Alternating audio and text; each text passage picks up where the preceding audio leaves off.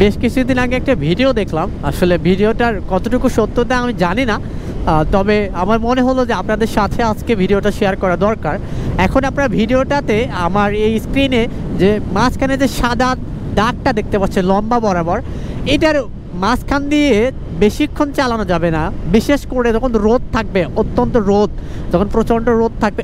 ও মাই god, আচ্ছা, যখন রোদ থাকবে অনেক বেশি, হ্যাঁ, তখন এইটাতেও আমি জানি এগুলো রাস্তা আমার মুখস্থ, যাক আলহামদুলিল্লাহ। এটাও ও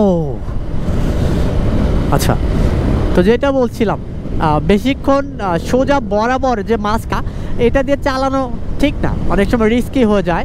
বাইক যদি আপনার উচ্চ গতিতে থাকে, টপ স্পিডে বা কাছাকাছি থেকে যায়, বিশেষ করে আমি যে ভিডিওটাতে দেখেছিলাম ওটা সাধারণত আরটিআর, তবে আমি মনে করি এটা যদি সত্যতা থেকে থাকে এটা সব বাইকের ক্ষেত্রে প্রযোজ্য হয়তো বা। তো যাই হোক, আমি যেমনটা জেনেছি ঠিক তেমনটা শেয়ার করার চেষ্টা করছি আজকে ভিডিওটাতে।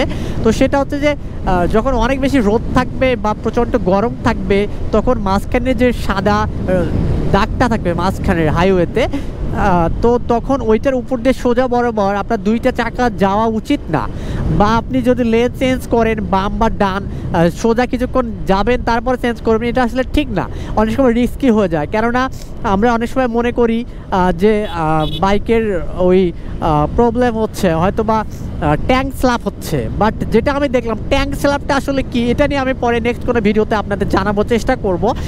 তো যেটা বলছিলাম সেটা হচ্ছে যে আপনারা আড়াআড়িভাবে, মানে এই পাশ থেকে এই পাশে, অর্থাৎ আমি দেখায় দিই একটু, এইভাবে বা এই পাশ থেকে যখন এই পাশে যাবেন লেন চেঞ্জ করবেন, এইভাবে অর্থাৎ এইভাবে আর এইভাবে কিন্তু একটু আপনারা চেষ্টা করবেন, যেমনটা আমি দেখেছিলাম ঠিক আমি চেষ্টা করি। এর আগে কিন্তু আমি মাঝখান দিয়ে যখন যাই হয়তো বা ডাবল ইন্ডিকেটার দেই, এই যে এখন হয়তো বা দেখতে পাচ্ছেন আপনারা দুই পাশে ইন্ডিকেটারে কিন্তু জ্বলছে, আসলে ডিসপ্লেটা দেখা যাচ্ছে কিনা জানি না, হয়তো দেখা যাচ্ছে।